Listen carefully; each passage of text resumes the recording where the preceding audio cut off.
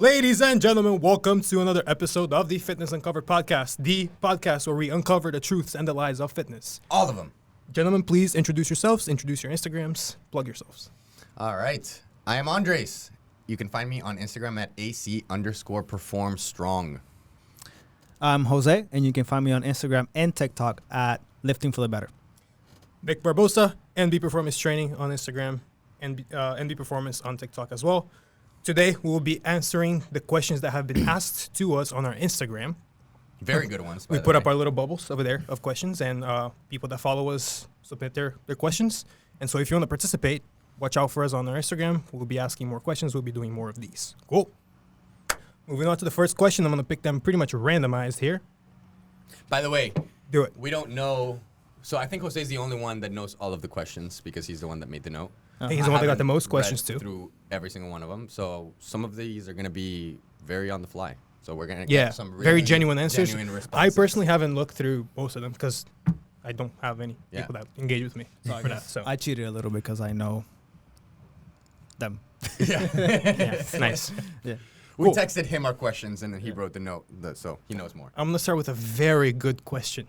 Very good question. It has a lot to do with the context we were speaking about before the podcast started. Are nuts healthy? What were we talking about What were we before the podcast? Don't worry about it. So I was referring to the video from Instagram there. yeah. That was a pretty intense video. Yeah, don't worry. That was pretty intense. Yeah, that was- yeah. All right. So nuts. Life's good. I think with everything, this is going to be annoying, but it depends on what your response is to it. There's actually a lot of information with seeds in general that they tend to be inflammatory in some cases. I personally have never found myself having issues with like peanut butter and butters like that. Like I like almonds. I eat almonds all the time. I actually specifically, we're not sponsored by them or anything, but I really like this brand called Skinny Dipped almonds that are like chocolate covered almonds. They're really thin layer of chocolate over the top. I have almonds and I have peanut butter.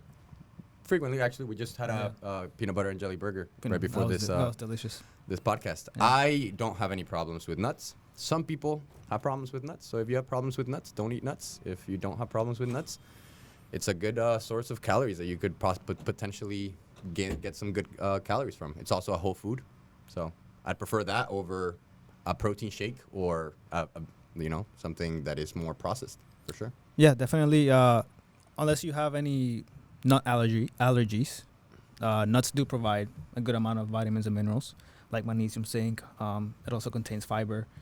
It is a high protein source that has how do I say this? It's a High percentage? I'm It is losing the higher. words. It is higher It is percentage protein higher than percentage more. protein as a non-animal protein source. Mhm. Yeah. Yeah, That's what I was yeah. trying It's to exactly. say. It's Yeah. a, And in it's fact, very it's high isn't being. it one of the foods that's used for the gut cut for powerlifting competitions for that same reason? Right, because it's very calorie dense, but it doesn't fill you up that much. Right. I'm not gonna go over gut. Yeah, cut it's right now, way too but much. I think we talked about it in our podcast for nutrition. That's So, right. But yeah, definitely, if you don't have any allergies, they do contain some vitamins and minerals, some good fiber, and Good fats. as well. if you enjoy them and you like to, add them into your salad and add them into your yogurt or something like that, or have it as a snack, then definitely go for it. I like that you use the word snack because I think a lot of people will ask that question, like, what's a good snack? Mhm. And I know this is not one of the questions, but just it's a good question to answer. And nuts would be something good to snack on. I generally tell my clients that snacks are not something that you want to try to plan into your meals. Like it's either a complete meal or it's not. So a complete meal would require you having protein, a source of fats, a source of carbohydrates, and some vegetables. That's what I would consider a full meal. So it's either a full meal or an incomplete meal. But if you are trying to get some extra calories, let's say you're trying to increase those calorie demands, you're trying to build some muscle, and you're trying to find some good calories, this is something that you could eat throughout the day. That, like Jose said, it's not super satiating, but it is satiating enough that it'll... It's funny because it does contain a good amount of fiber. Like one serving, which is about 28 almonds, will give you like 3 grams of fiber, which is not very high, but you eat 28 and it's not even that satiating, but at least you got a little bit of fiber that can help you with digestion and that can be added to your gut health. So for me, the benefit that I see the most with it is it just takes long for me to eat because I have to pick one by one. And like for me, that's huge because I eat pretty fast. And the time that I spend eating whatever meal is in front of me is pretty important because I just get to enjoy it more. So it's really hard to eat like a lot of nuts. It's really hard to eat a lot of nuts together. I just like to pick them one by one. I'm done answering this question. I do want to say one thing though, which I think is very ironic, is that I am Brazilian. I was born in Brazil, moved to America when I was 13. Is that what Brazilian means? No, hold on. I'm allergic to Brazil nuts. Really? That is ironic. Yeah. That is ironic. Specifically? Yeah. That's weird. Yeah. So the multiple Thanksgivings that I've almost choked to death. That's the only nuts you don't like, huh? Yeah. I think should be done talking about nuts. Yeah. All right. Next Beautiful. question. Next question. All right. What should I do for muscle soreness? Gentlemen. Okay. What should I do Muscle for soreness. muscle soreness? All right. So let's get more specific about this question because it's a little bit Right. general. I think I want to start off with this. If you're gauging your workout efficiency based on muscle soreness, stop. Mm-hmm. That's not what you want to be doing. You don't want to be trying to measure how much progress you're going to get by how sore you are after a certain workout. It's the accumulation of progress that you're going to get throughout the program itself that's going to give you the progress in general. I generally tell people, if you're really sore, you want to go to the gym and just think about movement because you want to promote more blood flow. You'll actually feel less sore leaving the gym than if you were to not have gone to the gym and just stayed around. And probably the next day too. I'm not saying you're not going to be sore. You probably will still be sore that next day, but it will be potentially less sore than you would have been if you didn't work out. I think you covered all the points because I was going to say that if you are too sore, then definitely you can go to the gym and do some movement-based stuff, maybe some stretching, maybe some controllative rotations for those of us that know what that is. Maybe get some cardio in. And if you don't, check NB Performance bio on Yes. Instagram. Yeah. Free cars. Right. Please. Free cars session. Not the ones you drive, but Yes, correct. But yeah, you That would can be good, though. definitely do something different. Like Andre said, getting some circulation, some blood flow will definitely speed up the recovery. So, yeah, don't just be a couch potato and get out there and do something low intensity so that the soreness doesn't get any worse. Correct me if I'm wrong, gentlemen. I may be wrong about this. You guys probably know more about this than me, but electrolytes for recovery, to help. right? And protein. Yeah. Yeah. We didn't talk about that, but that's also Decrease very your important. soreness, right? So This is a very broad question. Yeah, very because there's a vague, lot of things to so talk a lot about, of yeah. things to And it's good too because like as soon as I read that question, that came into my head the electrolyte stuff, and for you Yeah. guys it was more like movement. I think we can approach it from different, Yeah, absolutely. attack So, it from different angles. you definitely want to have blood flow in there, and for that blood flow to have good nutrients in it, you want to have protein, you want to have electrolytes, you want to have minerals, you want to have all of those good sources. water, carbohydrates, absolutely. all that stuff. Mhm. Yeah. Cool. Moving on. Sleep, so Sleep. you can Oh, recover yes. from your Well, soreness. Yes. That's very important. Yeah. So Absolutely. hopefully that was the answer that we're looking Yeah. for. If you want to even deeper answer, go listen to our recovery podcast. Yeah. Cool. So next question. And some of these guys, they're worded a little bit weird. I'm going to read them as they are, and we're going to kind of try to interpret them to the best that we can. Fourth question that I have here is, should I lift weights for strength training?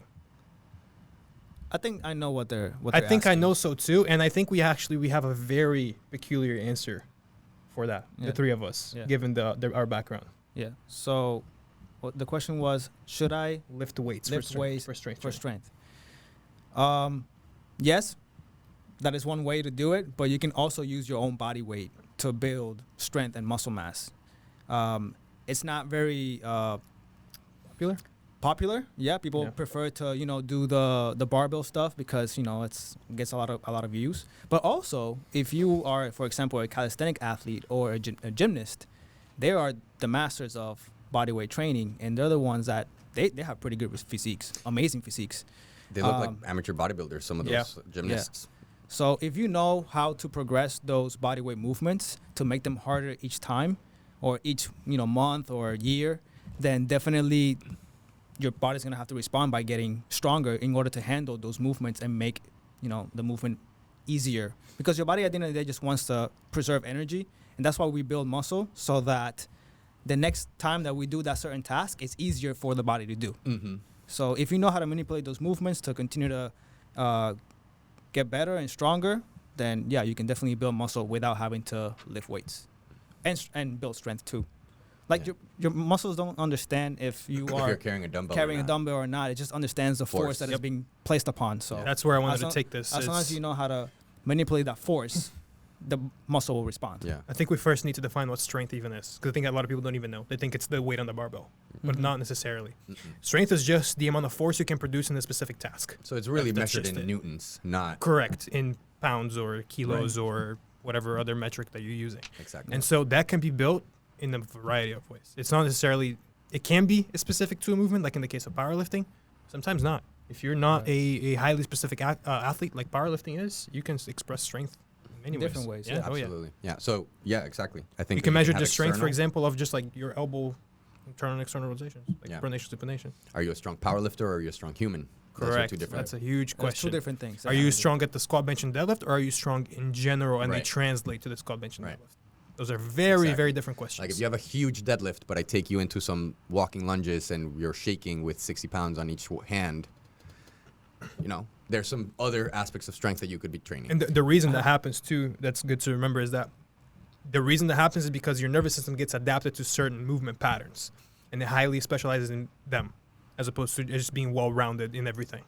Yeah. It's a technique issue, Yeah, not it's necessarily like strength. it's like an example is, can a powerlifter do a one-arm pull-up?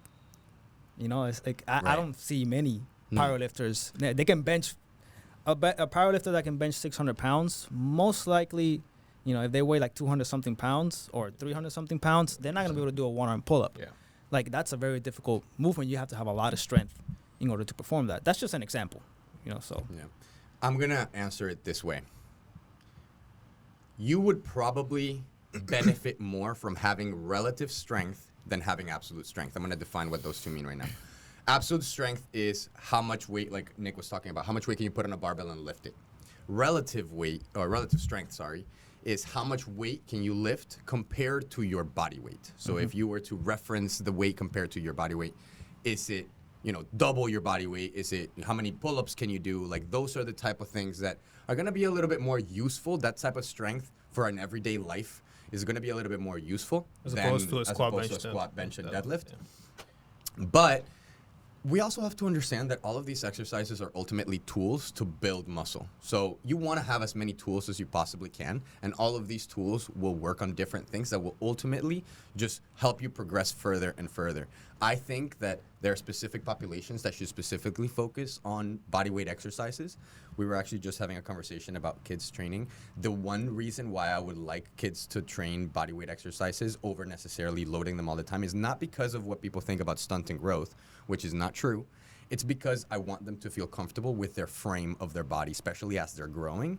Because there's such a rapid growth in some of these kids, I want them to have control of their own movement. And the best way to do that is by training bodyweight exercises. learn how to dominate your body, and then you'll be able to dominate anything else. Exactly. Yeah. Cool. Good. Beautiful. All right, segueing to our next topic over here. I think this person is specifically questioning about squats. What is a butt wink, and is it bad? Right. Yeah. I haven't heard butt wink about other exercises. So, do you guys want to answer this? What is a butt wink? Okay, so a butt wink is when you, let's say, take the example of the squat. So as you start going lower into the squat, all of a sudden your lumbar spine Yep. rounds. It's pretty much your butt It tucks in. tucking in Yeah, below tucks in. you. Yeah, So, that's and a a lot of butt wink. people look at that and like they cringe a little bit because they Yeah. think that you're using your spine to lift the weight. So what And they're happens not is, wrong. at a certain point, like if you look at it this way, and if you hang on a bar and you try to keep your spine straight and try to bring your knees as high up to your chest as you possibly can, that will most likely be the most favorable position of your bottom squat, because that means that that's as far as your hips can go actively. Anything past that is going to be a passive range of motion, which, How can we explain that in a concise way, real quick? okay, so passive range of motion I is know what, how to. If I want me to. go ahead, yeah, please. So I'm gonna have to show the camera so the people that are just listening to it go on the YouTube. Finger, my finger can move over here. This is my active range of my finger. By taking my hand and pushing it here, this is my passive range. Mhm. I cannot access this range of motion. As soon as I let go, right back in place. Right, so there's That's a the difference. discrepancy. Yep. Yeah. Yeah. So what was I talking about? Butt wink. Or butt wink, The right? butt wink. So when your hips run out of space when you're going down into a squat, the movement starts borrowing space from another joint. In this case, it's going to be the lumbar spine. So is it ideal? No. It's not the ideal thing that you want to happen. And why is it not ideal? It's not ideal because you're moving a joint that you don't necessarily want to move in an exercise that you're trying to target some other things. Depends on What if you're not trying to do. target it? Right. Yeah. Depends on what you're trying to target. If you are trying to target spine movement, I wouldn't necessarily use a squat as an example. Yeah. But when we talk about dangerous movements, is something dangerous? What is dangerous is lifting over whatever your capacity is. Period. So The capacity of that tissue that is being stressed. Exactly. So Which if you're, in this case would include your lumbar spine. your lumbar spine. Yeah. Correct. So if your lumbar spine capacity is lower than whatever you're squatting and you have butt wink or you have that tilting of the pelvis as you get to the bottom position of your squat, then you could run into some issues. However, if you are diligent and you train that range of motion, you train that lumbar spine, and you progressively overload it just like you would progressively overload any other exercise, you will probably be fine. Actually, I had one of your clients ask me that in the gym one My day. clients? Yeah, one of your clients. Who? Should I say the name on the Luca? Oh yeah. Yeah. I was like, oh, it's a Oh good- yeah. He told me that. Yeah. Yeah. Yeah. So then Thoughts? is the butt wink? How will we resolve a butt wink? You know, in If case someone you- has it in the audience. So hold on, before you answer the question, I want to give my take on the first part too. I think we were talking about in the car as well. Is your focus of training internal or external? Because if it's internal and you're trying to grow your legs, then I think you should try to fix it. Because then you're taking movement away from your legs and hypertrophy away from your quads. Now, if your focus is external and you're not trying necessarily to grow your legs, you're trying to lift more weight, I don't think it's necessarily such a bad thing. Right. Because it will allow you to move more weight. But either way, I would like to fix that, because if you are not because of the butt wink, you're not really accessing the tissues of the hip, the tissues of the quads. But would you And you so- tell a client to stop squatting because of it? No, not necessarily. I would definitely put exercises to start, increasing the range of motion of their hips, increasing the accessing more of the lumbar spine, increasing the capacity of the lumbar spine just in case. You don't want to put you don't want to continue to load that tissue more and more with adding more weight to the squat, and then eventually that tissue give out. So Right. you want to continue to increase the capacity of all the tissues around. So the lumbar spine, the hips, all parts of the hips. And so, yeah, I would like to fix it because, you will be able to access more quads, more hamstrings, more hips, which in turn will help you strengthen those muscles and build a bigger squat rather than just leaving it there.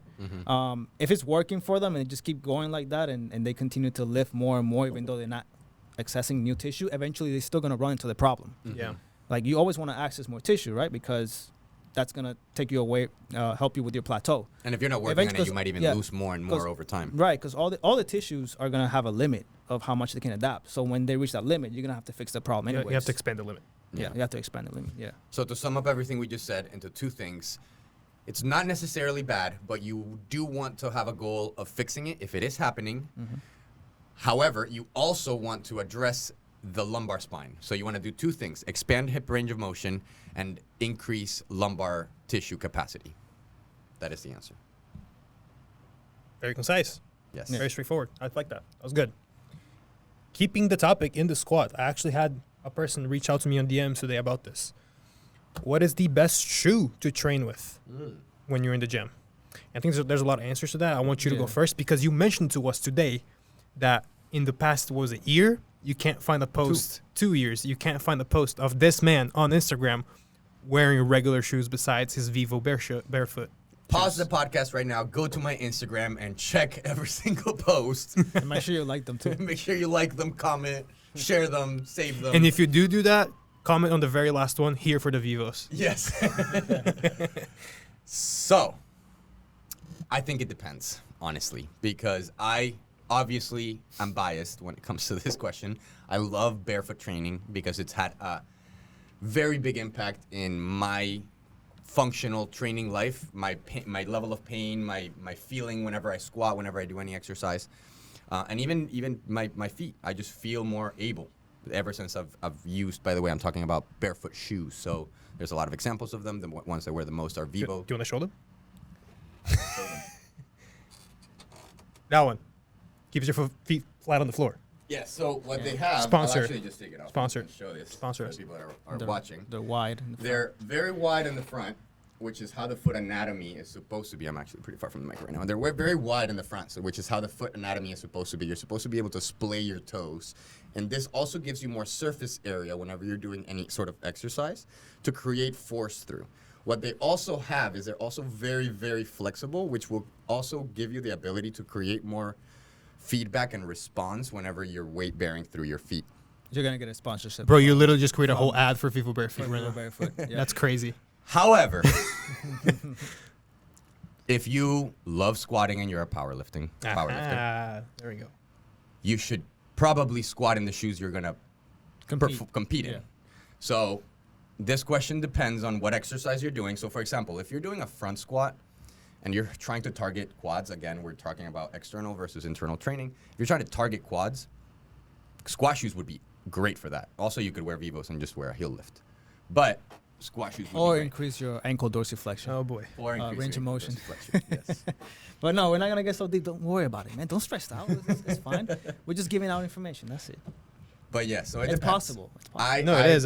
It just hurts my heart because that's exactly where that's my break. Exactly. That's my breaking point. So I- yes, and that's another thing. So if it exposes a lot of limitations that you might have. If you- I very rarely can I reach depth without my squat shoes. I'll And say this this. is embarrassing for me to say because like obviously I'll target say mobility this. a lot. I've had a lot of clients that come in with hip or back pain that the only thing I have them change is squat barefoot. So not even buy barefoot shoes. I just take their shoes off and it solves a lot of problems. It lets you feel where you're weight bearing through. Because what happens is I'm going to explain why you wouldn't want to use a regular tennis shoe. So squat shoes are decent. They're meant for squatting.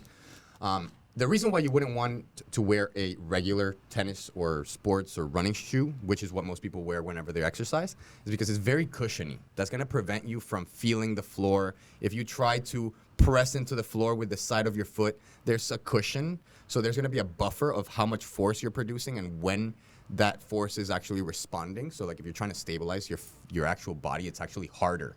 And whatever external tools you give the body, you end up losing the ability to do whatever that external tool is helping you with. So if that external tool is helping you with stability, then you lose the ability to stabilize on your own. If that external tool is helping you with comfort, then you lose the ability to have that feedback of your feet and understand where you're weight bearing through. So even if you love whatever shoes you're wearing, you should probably do some exercises barefoot and it would benefit a lot. For sure. Yeah, I mean, you basically cover everything. Sorry, guys. Uh, I'm very Can you passionate shut up about for that. 2 seconds, dude? God damn it. Let me tie my shoe. You guys talk for a second. Again, well, there's different.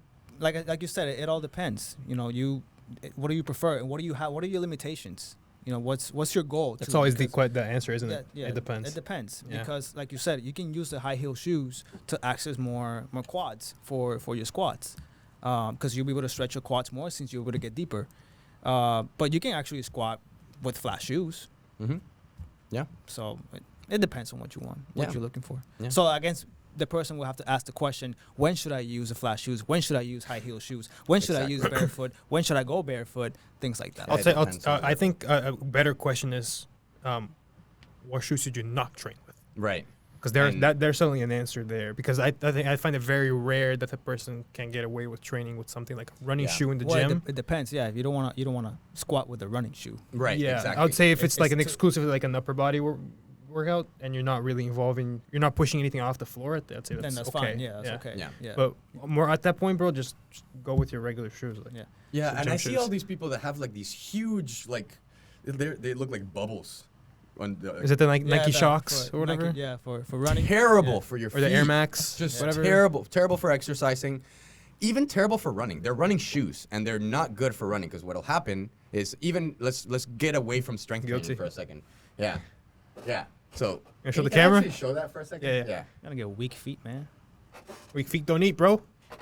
All right. So what happens here is Damn, well, those first are of all, you can stank. see that this is not wide up here, so you don't have a space for your toes to move at all. You know, I don't And like this. what happens with this much cushion that you have down here is if you start running and you heel strike, you won't feel pain, but that impact will still be happening in your body. Here, you can have your shoe back. That impact will still be happening in your body, so your joints are still going to be affected by that. Heel striking means that when you land and you're running, you land on your heel, which is not what you want because that's going to stop you and it's going to produce more impact forces up your kinetic chain through your knees, through your hips, low back, all of that stuff. So what would you want instead? You would want to be landing on the ball of your feet and pushing back, so you want your foot to be landing underneath you and not in front of you.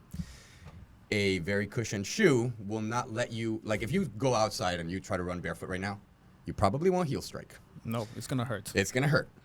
And that's why you wouldn't want a heel strike, and a regular shoe will make it not hurt, so Yeah. it'll... No, we're not saying that everyone should drop their shoes and just No, start running you barefoot. should not do that.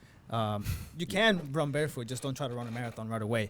You will have to work Slow. yourself to it, especially if you've always been wearing shoes when you run. Going barefoot right away will be a huge mistake. So I'll say it this way. I've been, like Nick said, I've been wearing barefoot shoes every single day of the past 2 years at least. And I don't run a lot, but I went running the other day because I wanted to do a 5K in February, which I'm not going to do. But Thank you. yeah, no.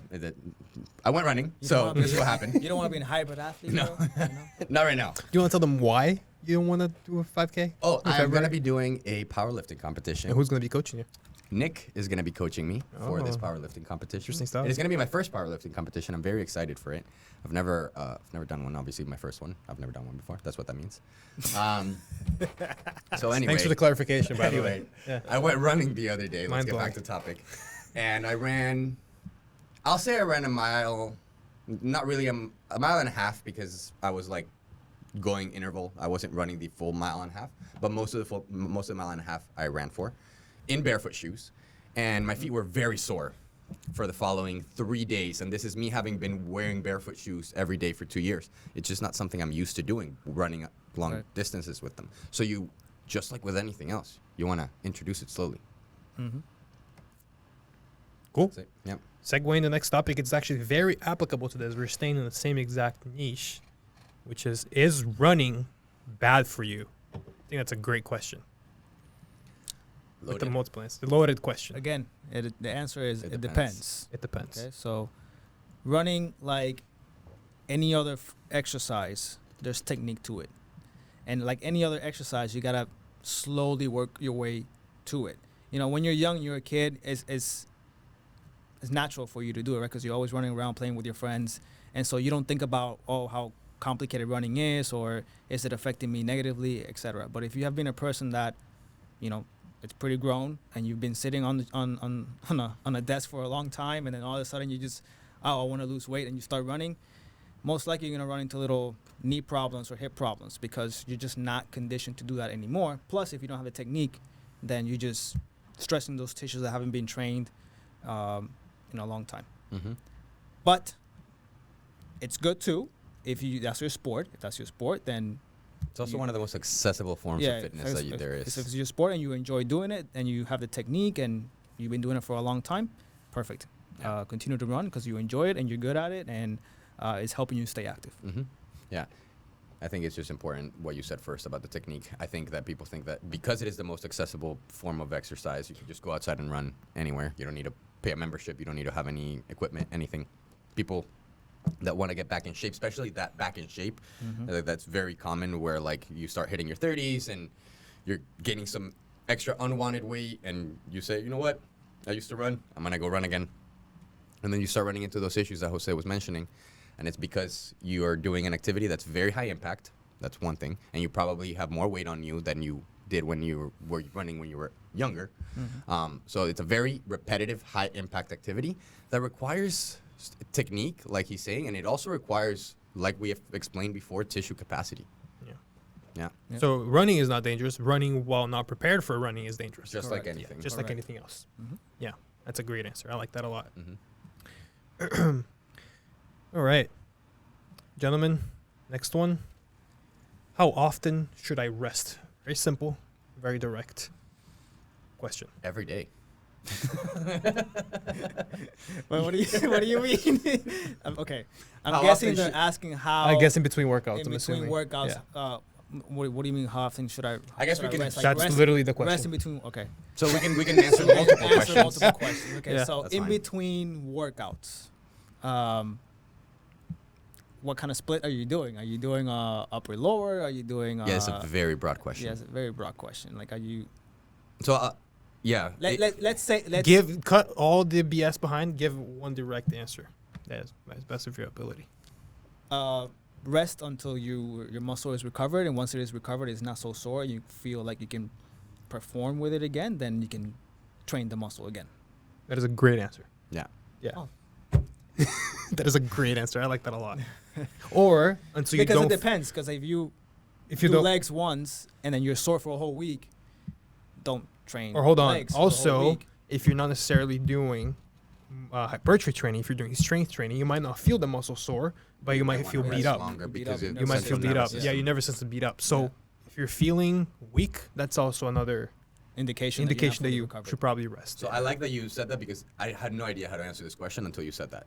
Because when you're training for strength, and exactly what Nick said, you might not feel tired like you would whenever you're running or whenever you're doing Yeah. hypertrophy, but there's a cost to training.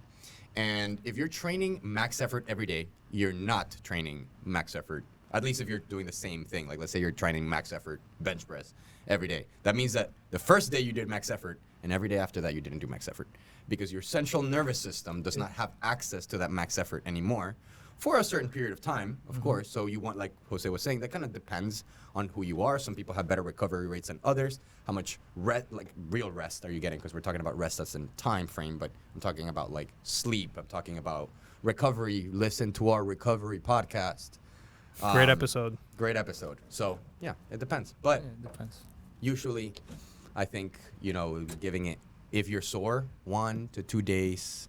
If you're too sore, like if you're like, okay, you hit that and like it's affecting your movement the next day, give it 1 to 2 days before you try to go max effort again. Definitely, at least. And by the way, that compensation is good because that's what allows you to peak your strength. Yeah, but that is if you're like an intermediate, Yeah. advanced athlete. Yeah, because you might want to rest a week Because if you you're might a want to beginner. rest a week if you're a beginner. 'Cause Yeah. you're gonna be pretty sore your first Yeah. few sessions or first few months. So. Yeah, I'd say the first Yeah. like 3 to 4 weeks are pretty rough. Mm-hmm. And If someone doesn't do anything. refer back to the earlier question. Resting means not going back and doing max effort because you could still go to the gym and move around if you're really sore and benefit from that. Yeah. Facts. Gentlemen, all of us over here in this podcast, we throw around a lot of terms. We throw around a lot of sequence of letters that people may not necessarily understand. What are some terminologies that people can learn from us that we spill all the time around here that people may not necessarily know right now? I think a good place to start with this one is FRC. We say this all the time, and I'm sure there's a lot of people that had no idea what the hell we're talking about. Yeah. Yeah. Pails and rails. Pills and Cars, max effort. Yeah. Okay. Let's so make a little list. Let's start brainstorm and let's run it. Let's go. right now. So, Yeah, dude. Okay. So FRC is functional range conditioning. what's functional range conditioning? It's a system created by Dr. Andrea Ospina. A system of training. It's a system that you use in order to. I don't know. It's just a lot. It's a lot to explain. Do a lot But to explain because the thing is that you can use this system for anything. If you want to improve your So it's a system of movement created to elicit physiological adaptations in your body. body, so Yeah. you can use it for gaining strength, for gaining mobility, For recovery, for recovery, rehab, for assessment, expansion of range of expansion motion. range of motion, muscle mass. It's a full system. It's a whole system Yeah. of training. I think more than explaining the system, gonna because have that would Dr. take too Steve. long and it would be too difficult to explain that system, Mm-hmm. I'm going to talk about why we like it so much and why it's made of such That's a huge because people contest us about it all Right. the time.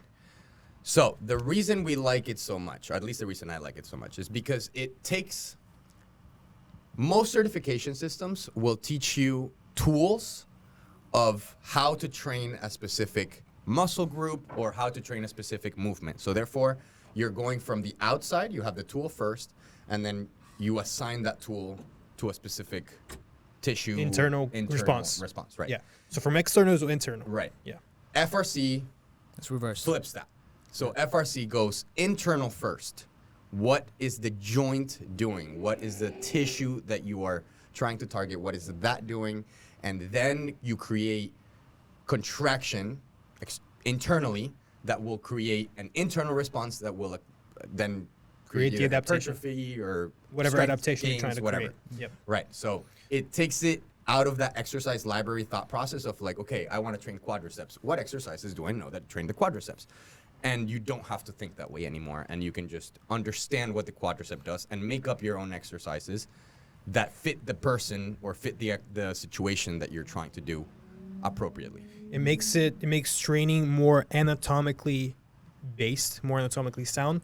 It has way more to do with evolution and the way we became humans than a list of exercises does. It also takes you, I think that's huge, and you see this clear difference in people that are FRC certified and that aren't, is the patternization of exercises. They're thinking in terms of exercise library, whereas in people that are FRC certified, they think in terms of movement patterns specifically. So the difference between a shoulder press for targeting the shoulder tissues or a shoulder external rotation exercise, which by the way, you can have insane list of how many shoulder Right. or Your external shoulder rotation can exercises externally rotate in multiple ways. So many. Yeah, just with the system, you learn how to create new exercises that you can't even find on a library, like on YouTube. And A lot of the exercises that we come up with, I can't find them on And YouTube. we have to create it We've ourselves. We have actually to been create talking videos. about Yeah. that. We've been talking about how difficult. One thing that FRC makes difficult is naming the exercises that you And come up with. programming them specifically for online coaching.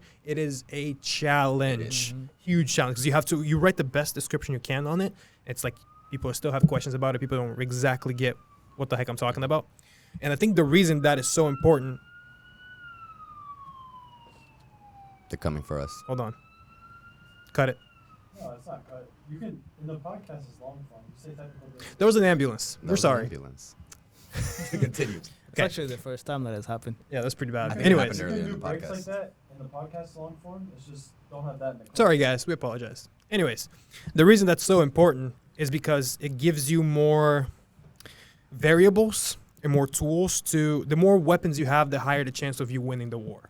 That's what I like. That's the analogy I like to make. And so the more that the FRC system gives you insanely huge array of weapons for you to choose from because it's infinite, because it targets movement, not necessarily certain exercises. Right. It's also very good coming from my experience as a physical therapist assistant and in the rehab world. It is extremely useful in the rehab world. It's very, at least FRC, because we are also going to take a certification in March, Nick and I. Oh, and, Fitness Uncovered is taking a trip to Phoenix, Arizona, to take the next step in the FRC system, Yeah. the FRS system, called the internal strength. It is the strength and conditioning certification from the same people that created it. Man to my left has already taken it. He was the He was the first first. person in Florida to ever take that certification about a year and a half ago. About a year and a half. Yeah. And just now we're catching up. So, Fitness Uncovered trip. If there's any fans in Phoenix, Arizona, which I doubt there will, you might see us around. You might see us around. For now. We'll get Yeah. surprised. We'll get. So yeah, it's very, very useful because it's very joint heavy, at least FRC. I think that And why is that? because That's huge, too. any movement, I don't care what it is, it occurs at the joint level first. So that's what we talk about when we're talking about external training. Like if you're talking about a squat, and you'll hear Andrea Ospina talk about the squat a lot. So a squat is just a tool. It's an exercise. It's a an sound we make external with your tool. mouth. Right, it's a sound. We created this That's what he tool. says. It's a mouth noise. Right. The What mouth what FRC does really well is it breaks those barriers down of like I need to get better at the squat, and it just takes it a little bit further, and you can get into that joint level. So that what happens in a squat, which you've talked about this, it's a very good movement for ankle dorsiflexion, knee flexion, and hip flexion, and then extension and extension and extension. Do you see what we just did here? We broke down what a movement is, what a worded movement exercise library lift is, which is the squat. We broke it down into movements that happen beyond that. Because your body, your brain doesn't have the button squat. You're not accessing squat. No, it just knows that it's moving through planes of motion in 3D space. And through those movements happening all together, it creates what we call squat. Right. Yeah. So I'm going to tie it back to the butt wink question. If this is why FRC is so good. If you have butt wink. What you would do in FRC is you would increase the tissue, the space, you would increase the space in your hips, and then you would train the tissue in that newly acquired space so that you have more tissue capacity. What does So space that- mean? Space means range of motion. It means how much you can move within your joint. So let's say your shoulder, how much you can get your arm over your head. Can you even get it over your head, or Can you does it rotate stop? it? Can you rotate it? What movements do you have access to? What movements you have access to, exactly. How far can And you why is take that important? joint? Because it gives you more access to the exercises that you want to choose for your training program. And it more also gives tissues. you more tissue, and it also gives you more distance in which to travel, which will create more hypertrophy. We're talking about a lot of different variables here, but this, just listen to this again and again, because that's really good information. This is probably the most in-depth we've gone with our training systems in this one question, I'd say. Yeah, and we didn't even touch on the actual question, so let's move on to pails and rails. Sorry, yeah. What are pails and rails, right? So that's one of the big things that we use in FRC. Pails and rails stand for progressive angle isometric loading Angular. and regressive angle isometric loading. Angular. Angular. Angular. Sorry. Progressive angular Perfectionist. isometric loading and regressive angular isometric What the heck loading. does that mean, bro? Oh my goodness. Are we gonna? You wanna use explain my the- arm? We're gonna explain the This is whole easy. No, system we got it. today. We got it. So Hold on. I'm We got it. gonna I think I'm gonna try to explain it with just words, because I want everybody to be able to hear this. So, when you move a joint, there is an angle that is getting smaller. So if you're bending your elbow, In the bicep curl. in a bicep curl, the front of your elbow, the crease of your elbow, is getting smaller. That angle, if you were measuring that angle, that's the regressive angle. Which is the rails. The rails Regressive. portion, correct. And then the portion where your elbow is actually, like where the elbow is, the hard part, that angle throughout the concentric portion of a bicep curl is getting longer, Which is the P. which is the progressive angle. So basically, in the bicep curl, the regressive tissues are your biceps, and the progressive tissues are your triceps. Right. We won't explain how to do a pails and rails right now. Look at our Instagram or but DM us, That is what that means I guess. when it comes to pails and rails. Cars. I'll let you guys. Control articular rotations. What does that mean? So it's a controlled Articular rotation. articular rotation. Okay, so your joint, most of our joints are rotational joints, and so except for the spine is primarily a flexion and extension, primarily flexion and then extension joint. So you basically, these exercises take your joints through all of the ranges of motion. It expresses every single movement that each joint does. All these movements are needed in order for you to know what you need to work on, or what are your limitations. Well, what are your limitations and how you can work on them, and then it is going to open a whole array of opportunities of you to express any movement that you want to express. So that means you're going to be able to do any exercise that you always wanted to do. So we use the control articular rotations as an assessment.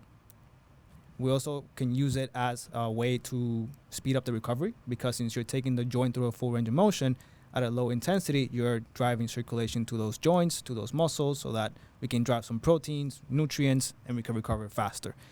Also, for maintenance of our joint function, which is going to be extremely important for us to continue to do the things that we enjoy to do. Because if we're just squatting, eventually our hip is going to not learn how to rotate internally or externally if you're just squatting in one plane of motion. Will not access its end ranges, And that will not access end ranges. which are the And- weakest ranges of motion that you have. And eventually when that space closes in, that's when the pinching sensations start happening, and then the injuries start happening, and then you have to stop squatting, and then you're like the person in the gym that is 50 years old telling the younger kids, don't squat because it's going to fuck you up. Yeah. So Yeah. that's why we do this control articular rotations every single day.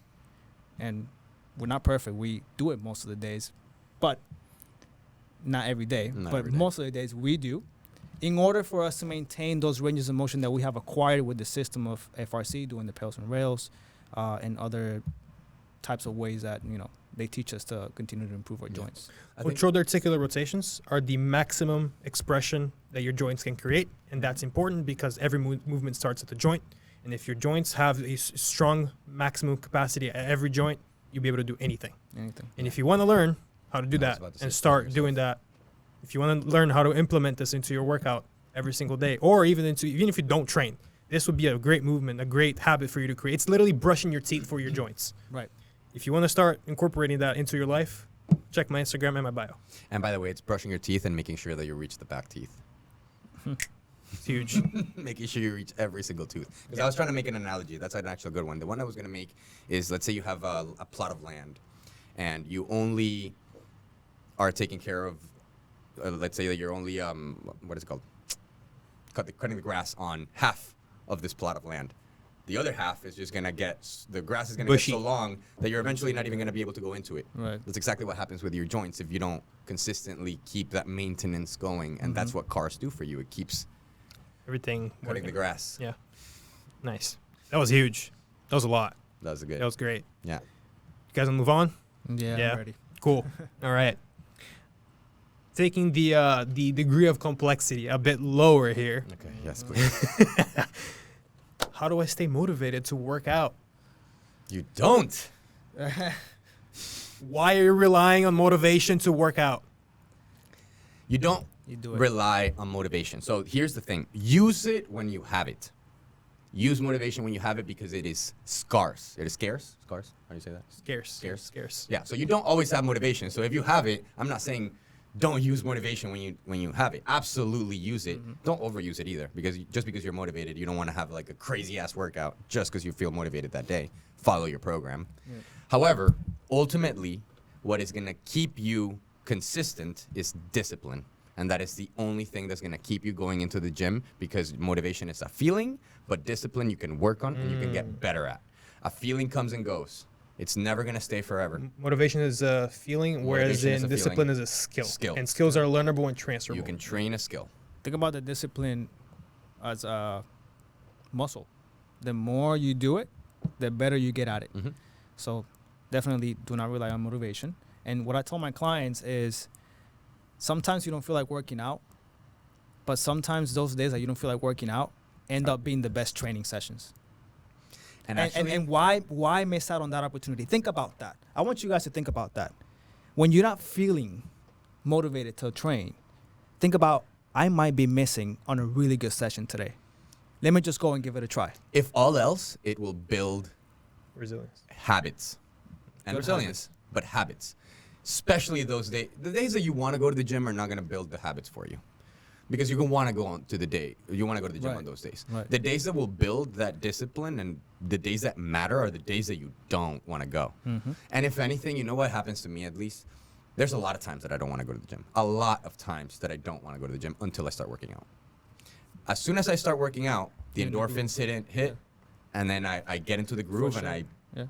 I like the gym session. Sometimes I even might modify it. This is a little bit more complicated. If you're following a program, try to follow your program. We have the luxury of being trainers, and I can modify a day if I don't feel like I'm, gonna meet the intention that day. But yeah, so Man, I just finished reading that book, Compound Effect. I talked a little bit about it on my Instagram, and it explains how every action that you take, it compounds on each other. So let's say day one of you in the gym is worth way less into the compounding effect of you being there on day 100, just because they build up on top of each other. So the longer you stay consistent, the longer you can keep that streak. And this does not mean work out every day. This means the longer you can keep your streak, as in following the plan that you have for yourself, the more valuable that will be to continue building that same streak. Yeah. That's kind of the premise of the book. Yeah. Obviously, it goes into a bunch of stories as to how and why that happens.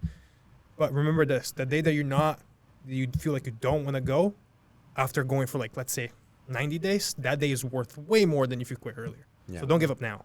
right. Now is not the day you're gonna do it. Right. Right. And also don't get discouraged. Let's say if you miss a whole week, I think it's harder to come back to the gym. I think that's a lot of people's problems. Like, oh, I skipped 3 days. Like, So I'm so weak now, I might as well not do anything. Right, not do Yeah. anything. Get back to it. Get back to it. Get back to it. It doesn't matter how long you take off. Doesn't matter how long you fall off for. How hard you fall off for. This applies to diet as well. Nutrition. I don't like the Also, word diet, but another thing that's huge. It takes about 21 days for you to replace old neurological pathways with new ones and let the old ones die out. So once you hit day 21, it's way more likely that you'll be able to be continuing that habit, which is huge. It's huge to know that, because it's like, Yeah. well, let me try to push at least to day 21. yeah. Well, See look what at- happens. Me, for example, I've been training since I was 17. So it's been like 12 years now. More. More. Do the math, Jose. Yeah, no. I'm not in that honeymoon phase of training. No, when we started working out, we wanted to be there every single time. You're already married Like with all kids. the time. I was also in the kids. honeymoon phase after FRC though. Oh, I meant with Yeah. the gym. Yeah, with the gym, exactly with the gym. So, but I've already built that habit. Even if I'm not in the mood, I'm not in that honeymoon phase anymore. It's not like, oh my gosh, I'm gonna go train. I'm so excited. No, but every time I show up, like Andre said, I'm not in the mood. But once I start getting my workout going, I'm in the mood. Right. So, just show up. Just go out. Just go out there and don't rob that chance from yourself. You know what's huge? Put it in your schedule, because that way you're gonna know. It's like that's your time for the gym. What else are you gonna do? Not go? Yeah. It's in your schedule. If you're this type of by the way, if you've struggled with this for a while, a good idea is breaking down as many barriers as you can to get to the gym. So for example, if you go to a gym that's far, join a gym that's closer. If you really can't get to the gym, try to start investing in a little bit of a home gym. Break down those barriers so that If you it's a take the little bit subway or the easier. bus, Right. go in your car. Go in your car. To make it as easy as possible to go to the gym. Like for example, If you're I know confused, so you don't know what to do, hire a coach. hire a a coach. trainer. Exactly. So that Yeah, all the these mental things of it make is huge too. Make Oh, yeah. it way easier to stay disciplined and stay on top of things, rather than if you know that like you're gonna go to the gym and then you also have to think about what you're gonna do. It takes you half an hour to get to the gym. So all of these things are just more reasons not to show up. Make it as easy as possible. By the way, a workout could be 10 sets of pull-ups. So again, Damn. basic stuff works. Just make sure that you're consistent. A bad program done consistently is going to be better than a good program done inconsistently. Bro, get some headphones, bump your favorite song for like 35, 40 minutes, get it done. Yeah. Literally. On Yeah. repeat? The same The one. same song? If that, hey man, if that's what floats your boat, if you're one of those like EDM people that listen to house, a lot of songs the same shit, then yeah, go my be son, my dude, guest. my son is the same song. I know. 4 Yeah. years old, by the way. Yeah. But the same song over and over and over. I love Yeah, it. You know I just what? offended a bunch of EDM Speaking people. about EDM people, I love watching them working out. Why? Because Because they're dancing between sets. You know, they're like doing all the shuffles and stuff like that, and then they're doing a set. And I get back up, and it's like. have you seen the metal people, bro? Oh, we headbang. Remember the green room Yeah, at the but YMCA? Come on. I know, but 'cause I'm a headbanger too. You know. Oh, ho. So like before my set, I'm like that. But I remember you after- Linkin after- Park, eh? Linkin Park? That's your guy? Linkin Park. Yeah, Linkin yeah. Park, yeah. So like I'll bang, but You bang. after. I But then I'm chill though. I'm just listening. I'm like focused. It's not like EDM people are like in between. You know, and they go through the whole gym just dancing. So I don't know No, what you're gonna shuffling. say. Go ahead. Shuffling, I have a yeah. huge tip. And I just thought about this because I've done this before. I think this is going to help out a lot of people. If you don't want to go to the gym, do your warm-up at home and then decide if you want to go to the gym. Okay. So if you do your warm-up at home, like Jose and I were just talking about. Do your cars. Do your cars at Do your home. cars at home. You'll start getting into that mood. You'll get blood flow going. The endorphins will hit. Bump some You'll be EDM. more likely to get to that gym, to get to that workout. So just do your take it day by day. You know, one step at a time. Just do your warm-up at home. Then decide. You're probably going to be more likely to go if you do your warm-up at home. And it'll still be effective, by the way, unless you live like 45 minutes from your gym. Oh, one last thing, and then we'll move on. That book, Atomic Habits. Huge. Love That's that book. it's similar to Compound Effect. There's a chapter that talks about how to build the habit of going to the gym. Not a chapter, but a sentence or a paragraph, and it talks about go to the gym for people that never gone to the gym. Go to the gym and just park in front of it for 5 minutes, and do that every single day. Eventually, you're gonna go In the inside. gym. It's like I'm already here anyways. Yeah. Fuck it. Exactly. I'm already here, so why not? So Yeah. that's another one. That's exactly the thought process I had with the warm-up. I'm already warmed up, so I might as well go. Yeah, you know? Yeah. Very similar topic for the next one too. Should I work out when I'm stressed? Yes. Stress and working out. 100%. Hell yeah. Yeah, it would probably be the best, Best thing thing. you could do. Now, the workout intensity matters. So it also depends on what kind of stress. Like, let's say that you're stressed, like you're actually just stressed out because something is going on. Absolutely, going to the gym will maybe take you out of that mindset. It'll help calm you down or just get more present, not worry about everything else that's going on. If we're talking about metabolic stress in general, so like if you're working out a ton, you're also doing sports, you have a ton of work to do, and on top of that, you are also stressed out because of whatever is going on, then your workout might want to change. And you also might want to focus on recovery. That might be what's happening with the stress. Yeah. So it depends. But most of the time, 99% of the time, absolutely work out if you're stressed out. Yeah. Sorry, Agreed. go ahead. The next one's No. kind of You're fun. reading the question. Agreed. Yeah, yeah. You know, like Andre said, if you're stressed out, going to the gym will definitely put you in that present moment and just focus on you.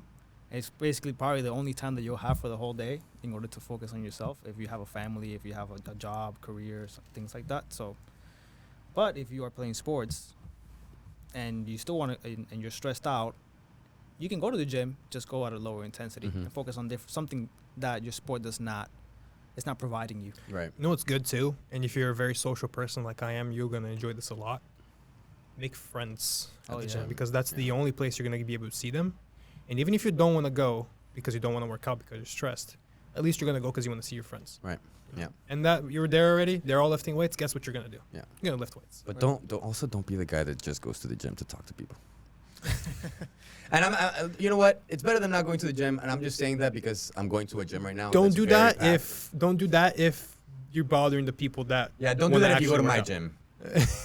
That's what I'm trying to say. Don't do that if you go to my gym. or at least when you're there. Which When gym? I'm there, exactly. Which one? Yeah. The one The you ones- work out yeah, or yeah, you yeah. work No. Every The time- one I work out in. Every time one of the listeners now goes into a gym, they have to scan the room to see if Andres is there. Yes. And if he's not, do whatever you want. Yes, exactly. Talk all you want. Beautiful. Nice. Alright, what was so funny? Hmm? What was so Yeah, funny? what was the Oh, question? so there's a sentence that I've read the other day, and it was on the gym meme page. It said, "Every workout is a low back exercise if you're doing it wrong enough." And the question that was asked here is, when you feel your low back, does it mean that you're doing the exercise wrong? Oh my god, that's a good question. Yeah. That's actually a very valid question. I think Yeah. a lot of people will Yeah. think that. No, I don't think so. I think a lot of people, if they have a really low, hold on, I'm gonna say this carefully, a really low back capacity, you might feel your low back in most exercises because you need to brace, and if your low back is weak, you're gonna feel your low back trying to work through that exercise. Sometimes it might be okay. Again, this is super depends on what the situation is, who the individual is, and what exercise you're feeling your low back on. But like we talk about all the time, it's all about what your tissues can handle. If you're not trying to hit your back, if the exercise intention is not to move your back, then maybe not a good idea. So I think we have to explain to our audience what do you mean by feel, because if you feel Mm-hmm. sharp pains, that's not a good thing. To Especially if it's feel. during like a bicep curl. Right. Yeah, bicep curl. But let's take it to, let's say they're doing Romanian deadlifts, right? Or back extensions, and they feel pain of sharp pain.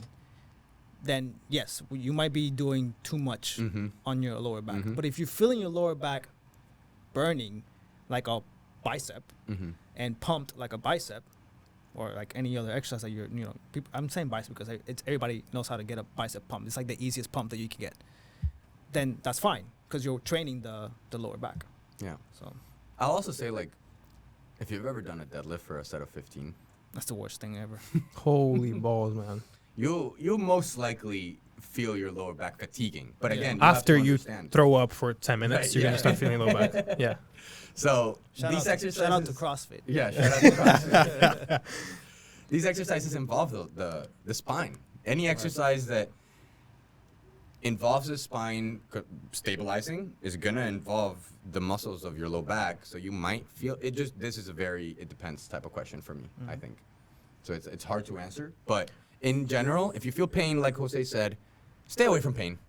Like pain Clearly. is usually not a good thing. You're gonna have to choose Sharp pain. You're gonna have to sharp pain. Mhm. No, You're fatigue. gonna have to choose an exercise that trains the lower back, but is doable for you, in which you don't feel the sharp pain. Yeah. Exactly. Yeah. I- So you I'm- might have to regress the movement or lower the volume and the load.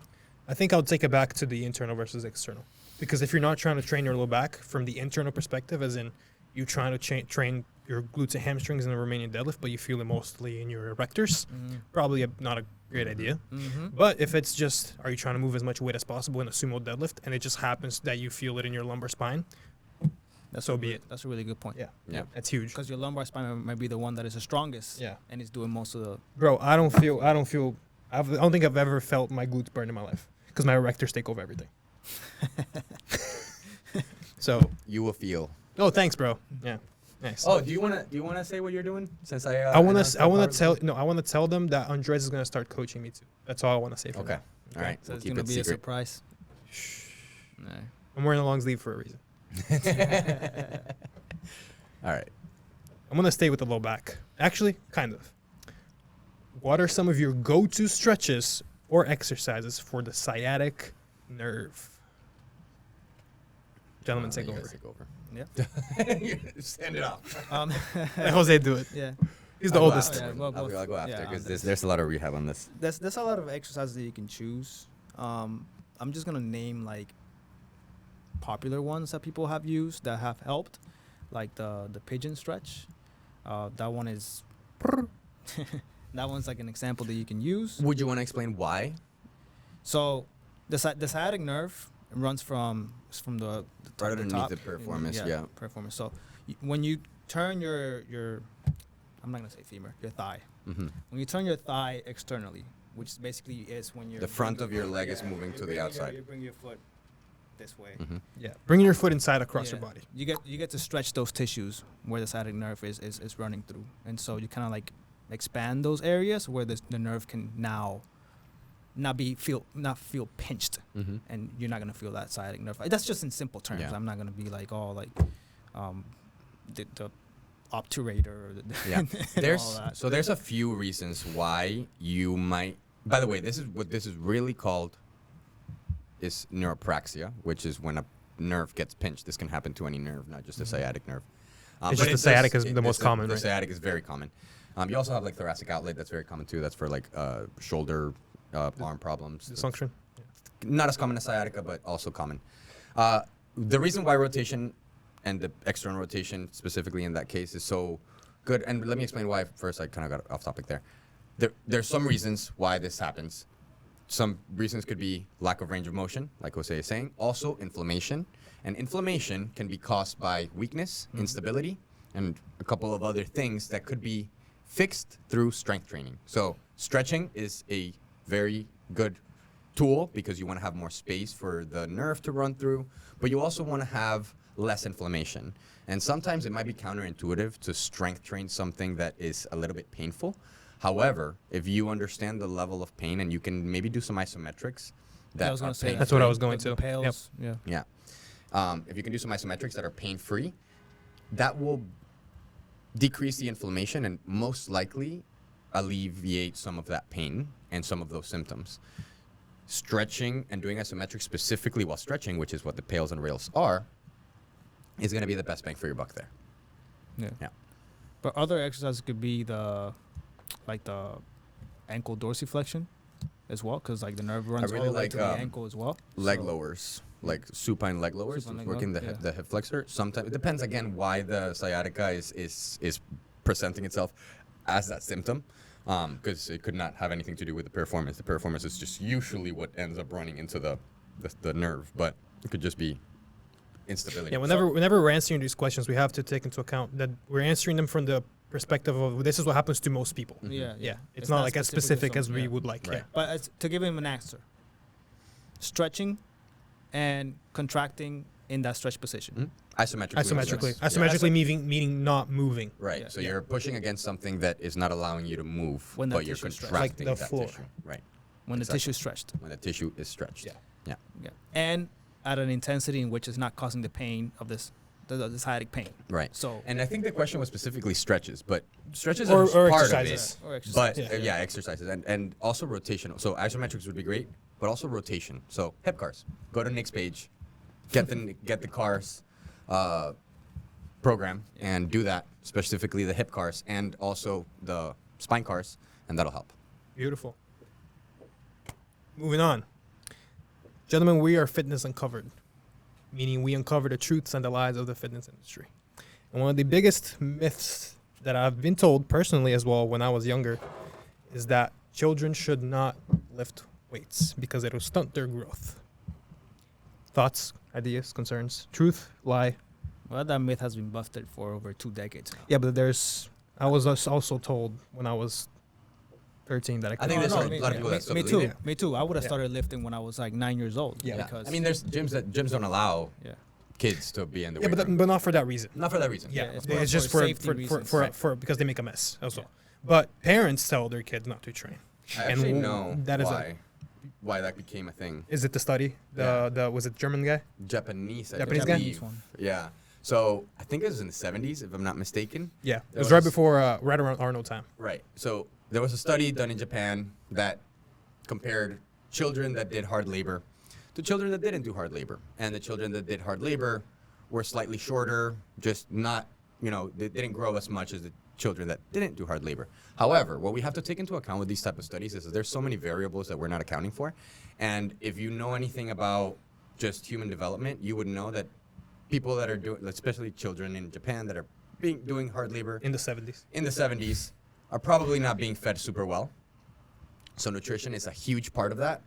And there's been, like Jose said, this myth has been completely busted. There's been many other studies done after that, that if anything shows that if you train properly, proper progressive overloading, will actually strengthen growth plates. So Yeah. it'll help you grow. Jamie And moment. Jamie hormonally. moment here. I grew 4 inches from 13 to 15 while strength training 5 times a Yeah, week. look at that. There you go. I was gonna go touch on the subject Did you of hear that? Okay. So our producer Titan our, just our sorry. producer Titan Go ahead. just gave his testimonial, and he grew 3 to 4 inches, and he was squatting and training. deadlifting and strength training when he was what, Thir- 15, 14, 13, 14, 15. Yeah. Right. Yeah. Yeah. So He's pretty tall. He's like over 6 feet tall. he's taller than. Yeah, he's taller than all of us. Same here. Yeah, I yeah. started training when I was 13 years old, and I still think that was a little bit too late than I would have liked. Yeah. And I still grew to like 5'11". Yeah. But I was going to touch on the subject of it's good for the kids because hormonally, when you are training, you are sending signals of, for example, for guys or for girls too, testosterone, which is will help you build muscle, but also build other things too, and growth hormone. Mm-hmm.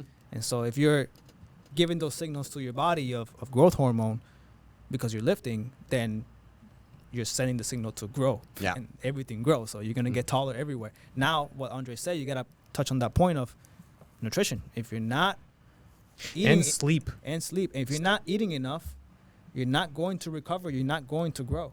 Yeah. So Exactly. Yeah. Absolutely. now, when I get it why parents don't want their kids to lift, right? Because most likely they heard a story about a friend or a cousin or a family member that got hurt doing some kind of exercise. And so Which is quite valid. But- which is quite valid, but they don't want the child to take that risk. But I get it. I know where you're gonna No. go. Sports. Sports. Thanks, bro. Yeah, sports actually are more dangerous when it comes to hurting yourself, injuring yourself, than weightlifting. It's So- like, bro, the mom lets her kid play freaking football as an offensive lineman, hitting his helmet head to head against kids multiple times a day, multiple times a week, but he can't bicep curl. yeah. That gets on my nerves, bro. I want to play devil's advocate here, which is we already touched on this episode. When you are growing, it is also important to have control of your own body. So if I have a young athlete that I'm training, I will do a lot of body weight exercises, calisthenic type, like pull-ups, push-ups, bridges, just with body weight, like single leg stuff, dynamic stuff, balance stuff, because I want them to get more comfortable in their frame as they're growing. But I will absolutely also have in there the squat, the deadlift, the bench, the rows with weight and heavy weight, relatively, obviously. You see this new generation of kids on Instagram that they do like weightlifting and powerlifting. And they're like 7, 8, 9 years old. It's pretty cool Sick. to watch. It's Awesome. sick. Yeah, it's awesome. Awesome So- and extremely empowering. And the kids look very happy and Mhm. they're having a lot of fun. Yep. And Yeah. they feel very confident in themselves because they're accomplishing things Yeah. soon at an early stage, and that's really good to Gives you good momentum, bro. yeah, good, Really good momentum for when you are an adult and I have a few young kids who I coach. In December, right now in 2022, I went to coach a kid through a powerlifting competition who just turned 14. Nice. It was awesome. He did really well. Yeah. Yeah, it was really cool. Excellent. Moving on. Moving on. This question's cool.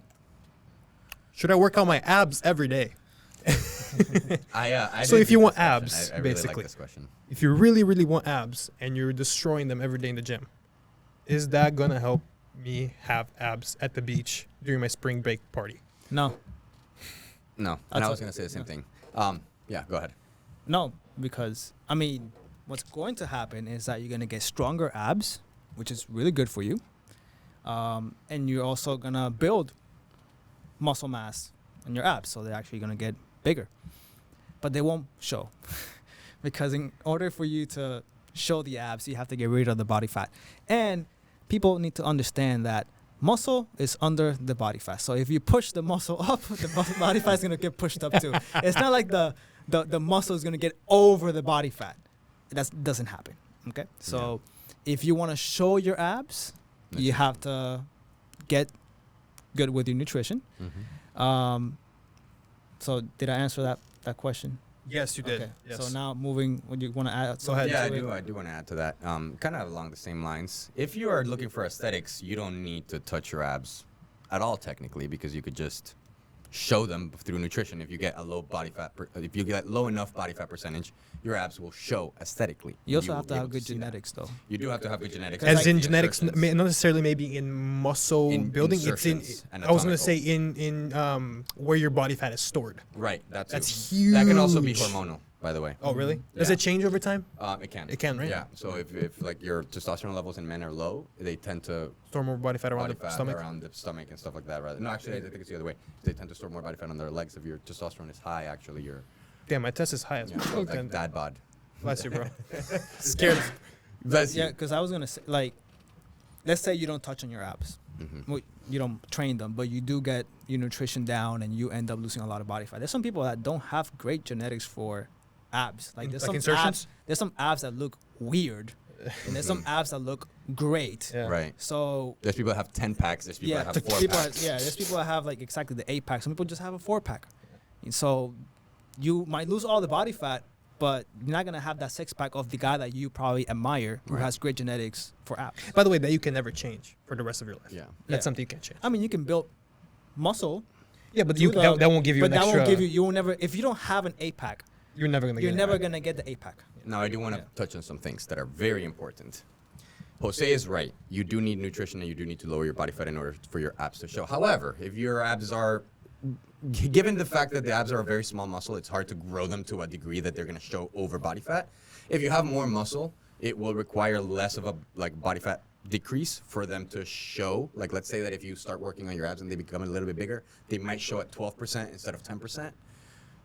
There's a little bit of leeway with that. However, I'll tell you why you would want to train your abs, even if all of the things that we're saying are true, because Where are you going with this? Because go ahead. Sorry. I don't know. Yeah. why? Don't know. Go ahead. Please say it. Because your abs are a muscle like that keep your spine stable, and I'm talking about core. So okay, let me. Okay. Yeah, give me a second. Because the way this question was asked is, should I work out my abs every day? And the word abs has a more association with abs showing 8-pack, as right. opposed to your Six-pack. core training. So if the question was asked, should I work out my core every day? The answer I think would be yes. Yes. Yes. A McGill Big 3, for example, every day would help your core stabilization. Exactly. Mm. Yeah. So yes, so that's where I was going. No, you don't need to work out your abs to show them. However, you want to make sure that you're training all of the muscles in your body so that your body has good function, especially when it comes to your abs, because The 80%, torso muscles. right? Yeah. 80% of Americans have low back pain.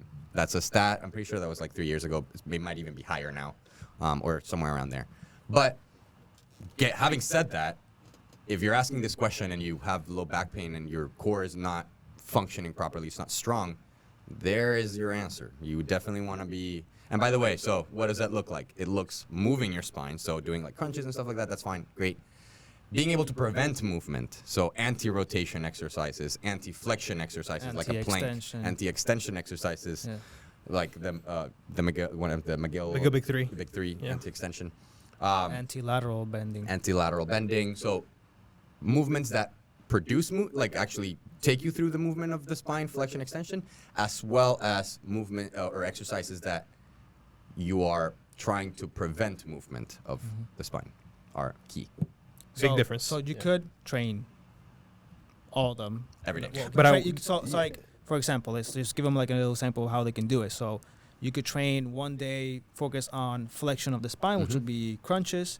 along with anti-flexion, Mhm. which is for your lower back. So Which I like, love doing that. which is a good pair. Like you can pair both, and you waste less time in the gym, and you train the back side isometrically, and you train the front side with Dynamically, movement. right. Okay, and then the next day you can go into anti-rotation along with I don't know. This time you do the dynamic extension. So you can pair different ways that your torso moves in order for you to train your abs or your core every single day. Yeah. If you are choosing from the exercise from the list of not exercises, but the list of description of exercises that we just talked The about, movements. I don't even think there's a wrong way that you could do it if you did it every day, unless you're doing like every single one, 10 sets of them Every single day. Don't want to do that. By the way, you don't want to do that with anything. with anything, right? Right. So That's a yeah, good but you could disclaimer. definitely train it every day. Just train different functions of the spine. So let's. I once had a client. He's a teenager, and he saw that Mike Tyson did like 1,000 abs per day, 1,000 crunches. Yeah. So he did that like for 2 days, and then his abs were so sore that he was like, "F this shit." Bro, you can't I'm drive. like, yeah, you can't. He's like, I can't even laugh. I can't even like squat today, Jose. My abs hurt too much, and I actually had to modify his workout. Like we could not squat. We had to do like leg extensions, leg curls. Nothing involved with the abs because they hurt so much because he did 2,000 in 2 days. So yeah, don't take it to the extreme. You can get to 1,000 in 2,000, but not right away. Bro, can you imagine how have to work yourself- excruciating it yourself up. was to do 1,000 for? Well, that's because Mike. That's what he did for a living. You know? Mike Tyson is- No, I meant the kid. Oh, the kid. Oh, Yeah. He told me it took him an hour and a half. Oh my god. Come on, man. Dude, I wouldn't be able to. Like, there's a point where I just wouldn't be able to like move after like doing so many abs. And by the way, I was gonna say Mike Tyson is a beast when it comes to training. Yeah. He was one of the first people to start neck training. And before this was even, now it's like sort of popular. Yeah. Back then, nobody was doing that. And you know, you wonder why they call him Iron Mike. Or Mike hip. Yeah. Oh yeah, that's true. There you go.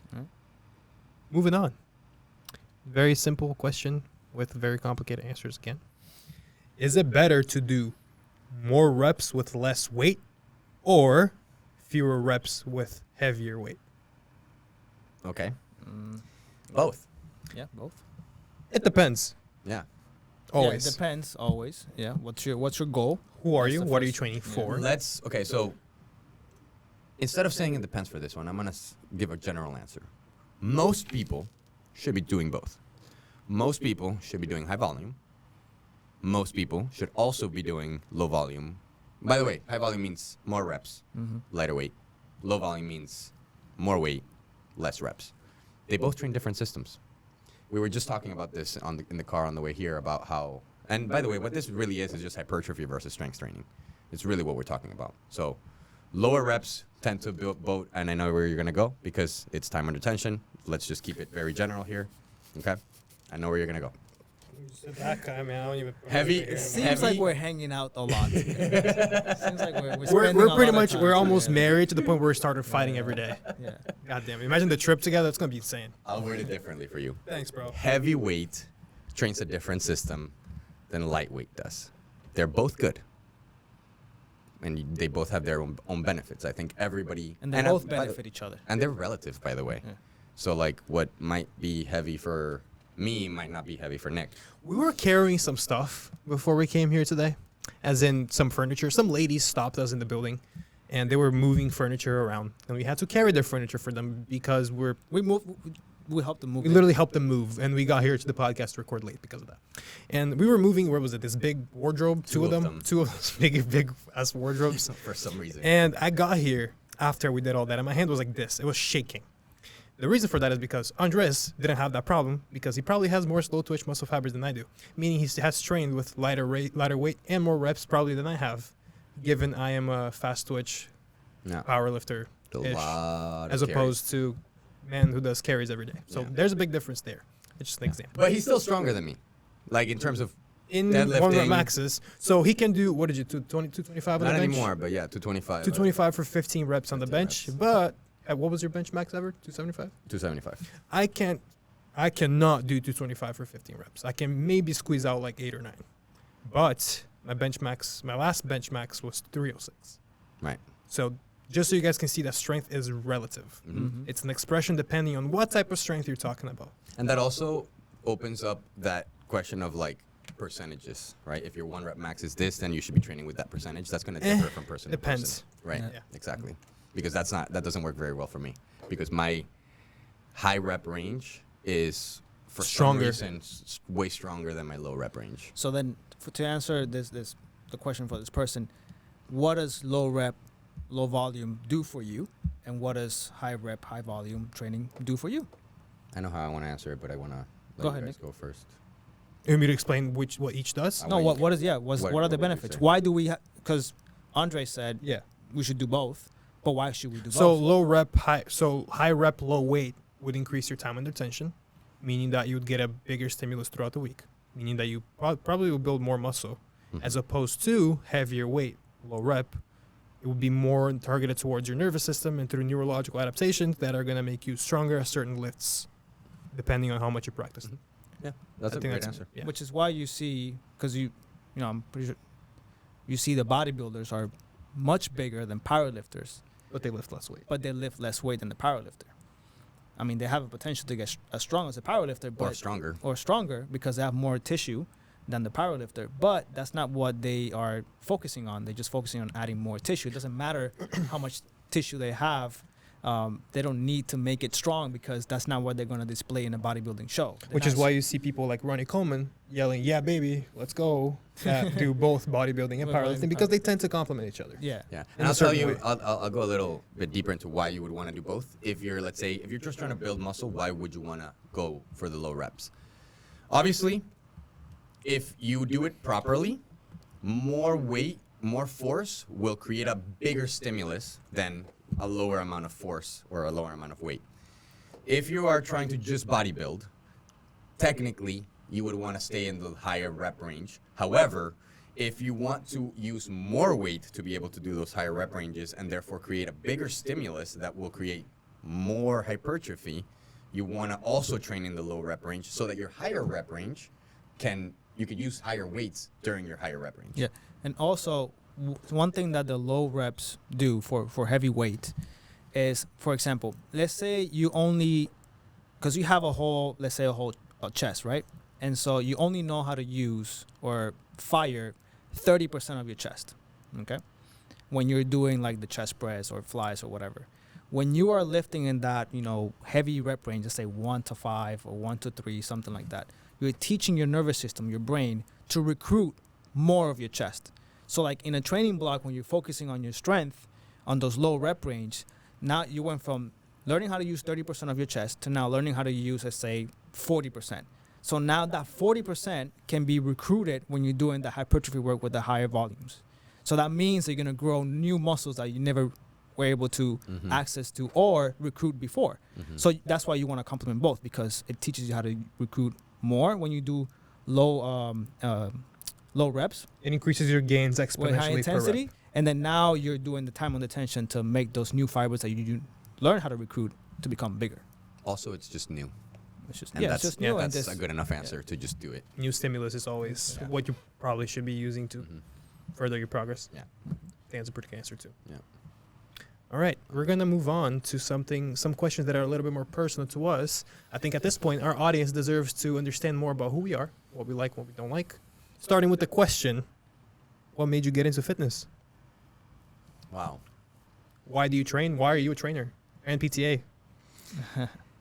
I got into, okay, so when I was younger, and I still am very skinny, but I was less skinny than I Stop was. comparing yourself to pro bodybuilders. You're not a skinny guy. You're skinny and young still. Yeah. Yes. So You're welcome. I did. I think that a lot of people that are in the fitness industry had insecurities, and that's why they initially started lifting. That was my case. I had some insecurities, but I also had a lot of issues. I had low back pain, so that's why I got into training, like as a coach. But initially, why I started working out was because I had insecurities. I was a skinny kid. My friends were all bigger than me. I wanted to get bigger. I wanted to feel strong. I wanted to have that security. I wanted to feel like I was more of a man. It's a very simple and vain answer, but it's the truth. It's why I got into training. And then eventually I had that training gave me pain. So then I went into, okay, let me figure out what I'm actually doing here so that I can do this safely. And that just made me fall in love with helping people. I don't think it's vain. I think it just proves to yourself that you're capable of doing hard stuff, which is that's the skill you're going to carry for the rest of your life for everything else. I don't think it's vain anymore. And I think that like Yeah. being able to like open up and just say that is important too. Like I don't care anymore. I mean, I think we talked about this recently. Like I cared how strong I was up until a certain point. And a lot of that is because of just how much experience I've had, that I know what I can do. I know what I'm capable of if I put in the work. I'm just focusing on other stuff, you know, certain moments. Right now, for example, I just mentioned that I'm going to do the powerlifting meet. So I'm, again, focusing on getting as strong as I possibly can. But yeah. My answer is I went through a breakup, and I had a chip on my shoulder, and I just wanted to have a regret letting me go. So it started off like that, and then eventually it became, you start seeing the results, you start hanging out with your friends, you start making new friends, you start consuming more information to get more results, and then all of a sudden you're like, I actually enjoy this, and I would love to help people out with this as well, you know, because like it changed my life very positively to the point that I found a purpose for myself, and it was something that I could do every single day to improve myself. And it gave me happiness, and I was like, I want people to experience the same thing that I'm experiencing. So That's awesome. I would like to become a trainer and help others to do that. Yeah. Yeah. That's awesome. My answer is a little bit funny. I was this 11-year-old Nick living in Brazil still. I went to the movie theaters one time with like 10 of my other friends. We're going to watch the 2013 Wolverine movie where he goes to Japan. And I saw that man take his shirt off on the final scene where he's fighting the samurai. And I was like, holy, because, bro, he looks insane in that scene. He looks huge. So I was like, Hugh looks huge. Hugh Jackman looks huge. So I was like, I want that. Yeah. So I owe my entire career path to Hugh Jackman's abs. There you go. Yeah. Hugh. There you go. And so I started training at the YMCA where we both started our careers. Yeah. And, eventually, I'm a very social person. So eventually, I started doing a lot more research and started doing pretty good for myself in the gym. And I started lifting some heavy weights. People would come up to me to ask questions, and I would answer them. And I was like, oh, I'm getting friends because of this. This is pretty cool. I'm going to keep going. And eventually I got good at giving tips. People were like, dude, you should coach. I was like, nah, that's not for me. I think we all stumbled upon it. Yeah, dude. It didn't, I avoided it for 2 years. So I was Yeah. like, nah, that's not for me. Nah, that's not for me. And then eventually I was like, you know what? F this, I'm going to give it a try. Yeah. Because I remembered it would double my pay rate at the Y at that point. It's like, well, at least I'll get some money even if I don't like it. Yeah, Ended up 'cause being you pretty good at You it. were working as one of the floor guys. I was working as one of the picking up floor persons, weights, which, by the way, he was one of the trainers at the same place at the same time. And eventually I was like, you know what? Let me give it a try. And I guess I ended up being pretty decent at it. And kind of sprawled from there, I guess. Nice. Yeah. I'm glad we all Thanks, Ended Hugh up- Jackman. If you ever see this, I would thank you for the career, and I would like to meet you someday. He's definitely if going you to want watch to this come on someday. the podcast. Yeah. And talk about that Dude. scene. In 5 years, he's going to be sitting right there. Oh my God! Can you imagine? We're gonna cut this. We're gonna clip it when he's sitting right there. Yeah. Beautiful. What's your favorite part about being a strength coach now that you are one? Teaching and learning. I love the process of whatever I learn. I want to share it as much as possible. So initially, being a strength coach, like I was doing it for money. I needed a job. That's why I think everybody that is a strength coach, on top of why they're doing it, on top of maybe Monetizing your passion. It's monetizing your passion. Yeah. Yeah. So that obviously, but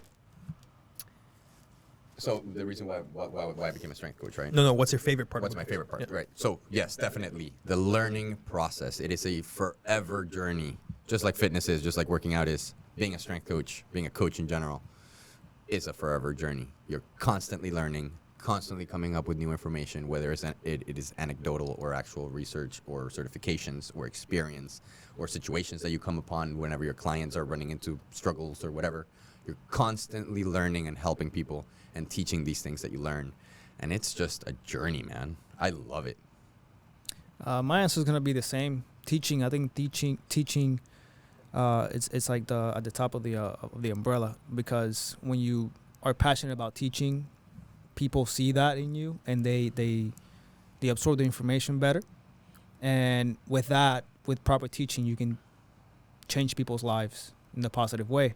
And when you change their life in a positive way, everything else in their life improves.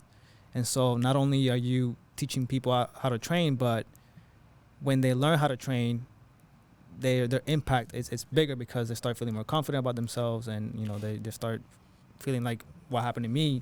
We're doing something every single day to improve yourselves, and then everything else in their life improves because they're in a better mood. They feel more confident, and so like that teaching is like at the top because it just leads to everything else. So I'm gonna say the same thing, teaching and then learning. I love the learning process. I'm a nerd when it comes to this. I'm constantly reading, I'm taking a crap, and I'm reading.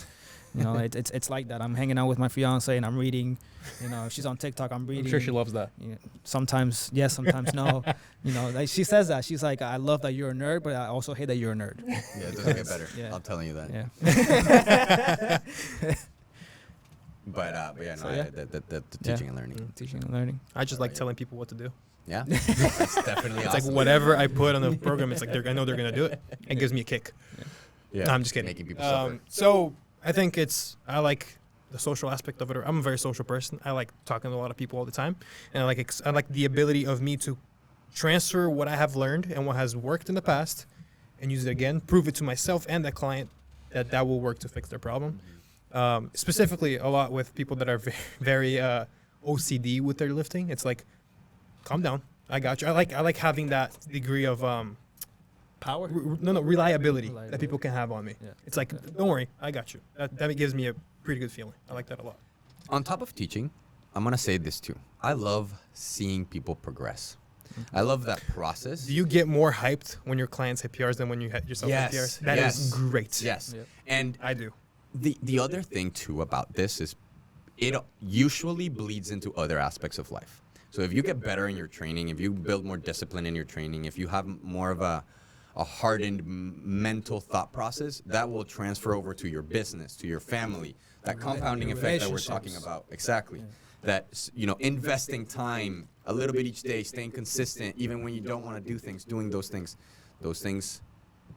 transfer over to other aspects of life and can improve everything. That's what I was trying to say. But Beautiful. It didn't come out as beautiful as. Yeah, he's a poet. Yeah. Yeah, Edgar Allan Poe. I need to start writing, dude. Actually, I was talking to Esteban. I'm gonna include a blog on my website. Yeah, dude. Yeah. Newsletter. Oh yeah, absolutely. More vain question. Favorite cheat meal? That's fun. Be creative.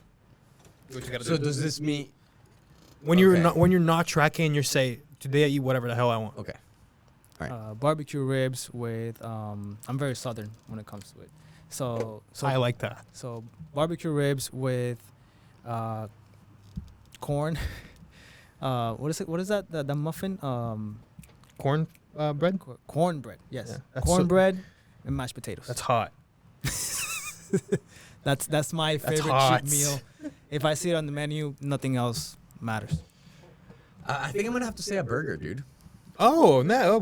Yeah. We just had a burger before. Yeah. A big ass burger before this. I think that if I were to a day that I'm not tracking, and you tell me go ahead and do With blue whatever you cheese? want. But I'll say this, I don't crave having cheat meals. I actually enjoy eating clean, and I grew up having my mom specifically, I'm not going to say my parents because my dad didn't do this, my mom cooking a lot, and if it wasn't my mom, it was whoever was working with us. So it was always home-cooked meals. I got used to, spoiled, whatever you want to say, to having those home-cooked meals. So I have a preference. I guess it's like a taste bud thing.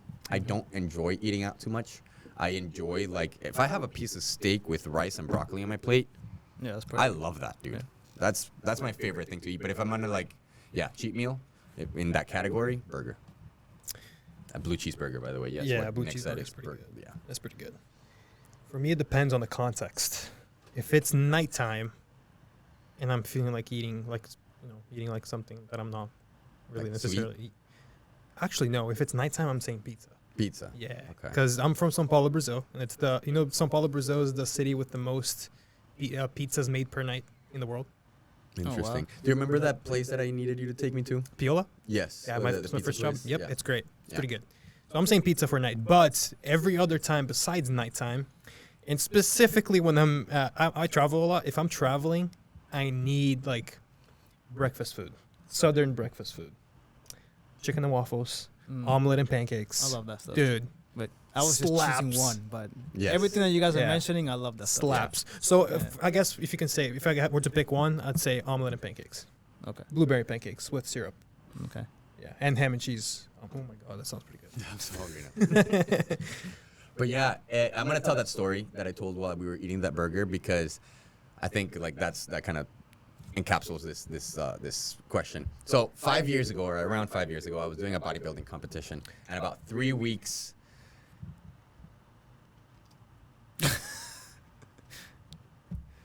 Oh, Yeah, go ahead. yes. Hold on. I will get to that. Yeah. But 5 years ago, I was doing a bodybuilding competition, and I went to my coach's house about 3 weeks out.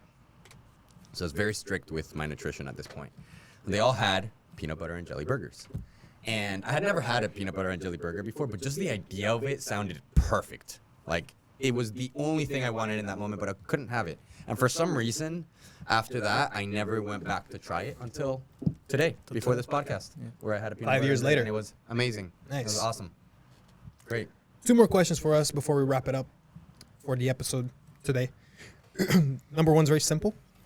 What is your favorite exercise and why? I'm going to let Jose start with this. My favorite exercise, well, I have two.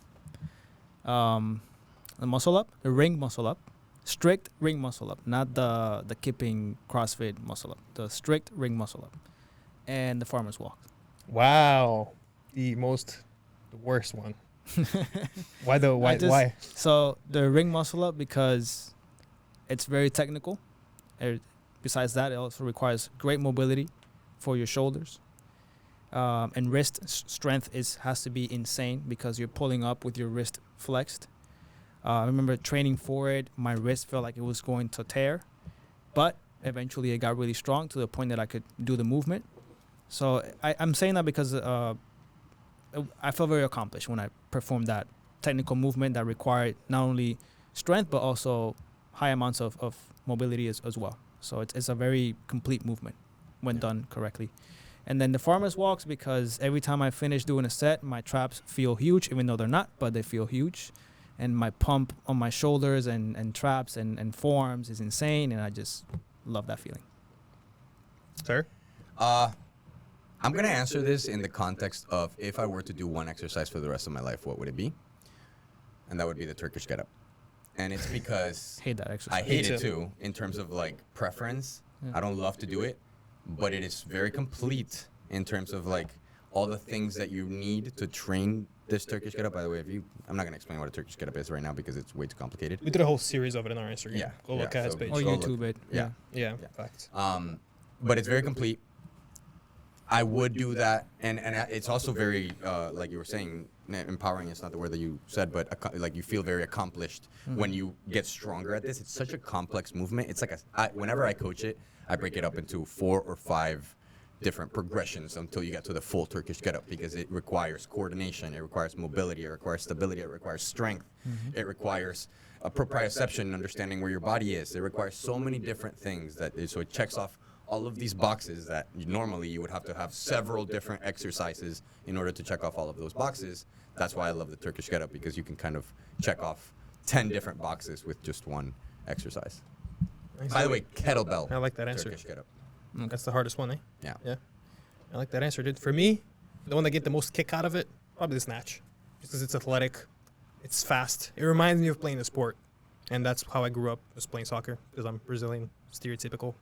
So just, yeah. To be honest, both of the Olympic lifts, I just like the snatch more, because it gives me a trap pump and I look massive. Okay. So I could look massive, got blood on my traps, getting hypertrophy on the muscles that matter, and I still look and feel athletic. Technical difficulties, guys, but that was the last question of the podcast anyways. Our camera unfortunately died. But that's about it for this episode. Guys, please plug yourselves real quick before we leave. All right, again, if you want to find me on Instagram, TikTok, AC_perform strong. Find me there. Lots of content. Jose at Lifting for the Better and at Lifting for the Better for both Instagram and TikTok. Nick Barbosa at NB Performance Training on Instagram. Go to my bio, get your free cars routine. It is there for your serving. There's no reason why you wouldn't want to do this before every single workout, so go ahead and do that. Thanks for listening to this episode. I hope you guys enjoyed. I hope we will be doing a lot more of these Q&As in the near future. There's a lot of questions we didn't get to, so if your question was not answered, we'll get to eventually. And whenever we do post these things on our Instagram, make sure to submit any questions you guys got. Cool. So we'll see you guys in the next episode, and peace. Take care.